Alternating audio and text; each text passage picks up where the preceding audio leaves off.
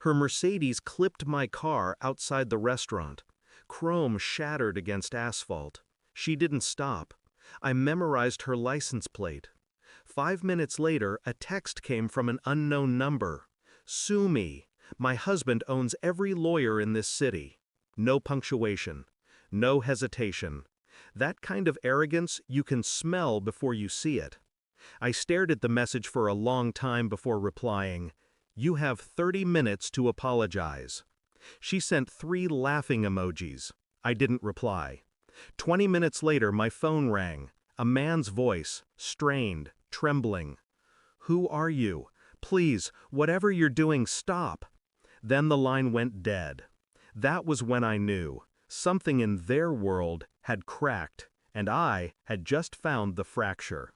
Her name was Clara Vance, married to Malcolm Vance, real estate tycoon. Untouchable, according to the press. But I'd learned long ago that everyone bleeds when you touch the right nerve. The next morning I visited the repair shop. Her car was there already, front dent covered by a hurried insurance claim. Paid in cash, no report filed. That wasn't guilt, that was fear. I waited, watched. From the cafe across the street, I saw her arrive. Expensive coat, sunglasses, the usual disguise of the privileged. She handed the mechanic a small envelope, probably hush money, and left. Her arrogance was her tell. People like her always assumed silence could be bought. I wasn't after her money. I was after the truth behind that trembling voice on the phone. I started digging. Malcolm Vance had a reputation: ruthless, brilliant, paranoid. A man who crushed rivals before they could blink. But there were whispers.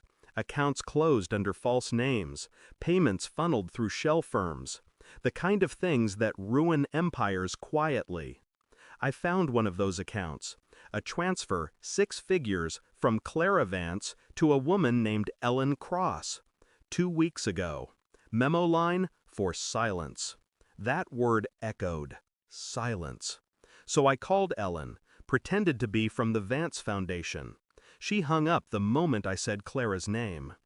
The next night, I waited outside the Vance estate, watched their lights go out one by one until only a faint glow remained in an upstairs window. Hers. I thought about that crash, how she'd smiled through text, how quickly her husband had panicked. Something was wrong beneath the marble perfection of their life. By morning, I had my plan. If her husband owned every lawyer, then I'd let him fight something he couldn't buy his way out of: truth. 3 days later, a file arrived in my encrypted inbox.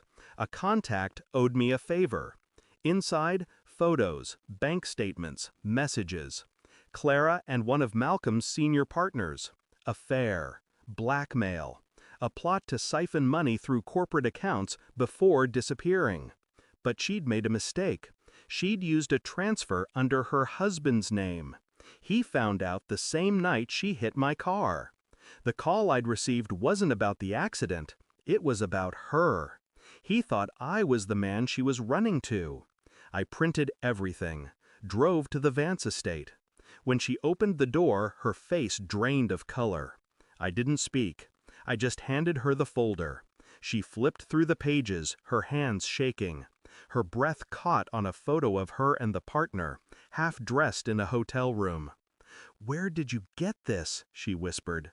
"Your husband already has a copy," I said. "He's probably reading it now." She tried to speak again, but no words came. I turned and left her standing in the doorway, barefoot, trembling, the empire of lies collapsing quietly behind her. Malcolm called that night. His voice was calm this time. "You didn't want money?" "No." "Then why?" She laughed, I said. Silence. The kind that carries understanding. He didn't ask anything else, just breathed heavily for a moment, then said, "Consider it done." By morning, every media outlet carried the story. Clara Vance, embezzlement, adultery, fraud. She vanished. No statement, no apology, just absence. I drove past the place where she'd hit me. The dent on my car was long gone, but I left one on hers that would never fade. The kind you can't repair with money or lawyers. I didn't feel triumph, not satisfaction either, just a quiet correction in the universe. Some people mistake silence for weakness. They think laughter hides fear, but fear always leaves a scent. I just followed it to its source. A month later, I received another message. Unknown number. You ruined us. I deleted it. Then another message came. Who are you? I stared at the screen for a long time. Someone you should have apologized to, I replied. Then I turned off the phone, and the city went still again. I didn't destroy her life. I just showed her what it already was. Thanks for watching. Don't forget to like, share, and comment. Subscribe now to Cheating Stories Insight World for more amazing stories.